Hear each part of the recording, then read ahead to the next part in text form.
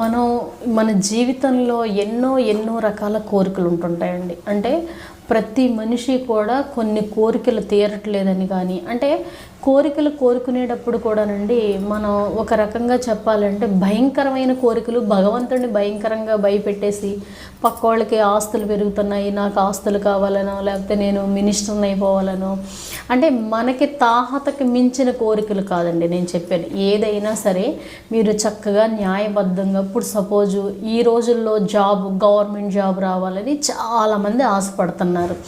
కొంతమంది ఏం చేస్తారు అంటే, అమ్మ నాకు గవర్నమెంట్ జాబ్ అనేదే కాదమ్మా, ఏదైనా సరే నేను బతకటానికి, రేపొద్దున నేను పెళ్లి చేసుకున్న తర్వాత నా భార్యను బ్రతికించడానికి నాకు ఒక జాబ్ కావాలి, అది న్యాయమైన కోరిక.